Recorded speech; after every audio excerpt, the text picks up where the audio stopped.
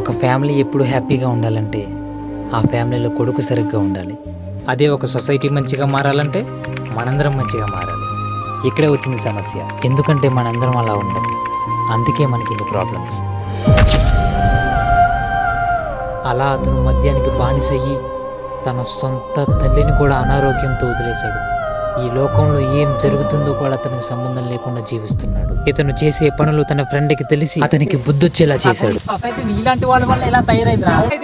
అయితే ఏంటా ఒక వయసుకు వచ్చిన కొడుకు తన ఫ్యామిలీ రెస్పాన్సిబిలిటీస్ పట్టించుకోవాల్సిన సమయంలో తన చదువుని పక్కన పెట్టి కొంతమంది ప్రేమలు అంటూ లేచిపోవడం, మరికొంతమంది పెళ్ళైన యువతులతో ఎఫ్ఐఆర్స్ పెట్టుకోవడం, మరికొంతమంది పెళ్ళైన మహిళలు పెళ్లి కాని అబ్బాయిలతో ఎఫ్ఐఆర్స్ పెట్టుకోవడం, అవేం వర్కౌట్ కాకపోతే సూసైడ్ చేసుకోవడం లేదా చంపేయడం, మరికొంతమంది మత్తు పద్ధతులకు బానిస అవడం, వారి స్నేహితులతో కలిసి వారికి నేర్పించడం, వాళ్ళు కలిసి ఇతరులతో గొడవలు పెట్టుకోవడం, వాళ్ళందరూ రోడ్ల మీద ఏ పని పాట లేకుండా తిరగడం, ఇలా మీరు పొద్దుకి బానిస అవడం, గొడవలు పెట్టుకోవడం లాంటివి తల్లిదండ్రులకు తెలిసి వాళ్ళ బాధతో కృంగిపోతున్నారా. ఇలా అయితే ఎలా మారుతుంది నీ కుటుంబం, ఇలా అయితే ఎలా మారుతుంది ఈ సొసైటీ? ఇప్పుడు చెప్తున్నా, గుర్తుపెట్టుకో, మనం మారితేనే దేశం బాగుపడుతుంది, ఈ స్టేట్ బాగుపడుతుంది, ఈ సొసైటీ అనేది బాగుపడుతుంది. ఒక నిన్ను చూసి మంచి పనులు నేర్చుకోలే తప్ప నిన్ను చూసి చెడు అలవాట్లు మాత్రం చేసుకోకూడదు. గుర్తుపెట్టుకో.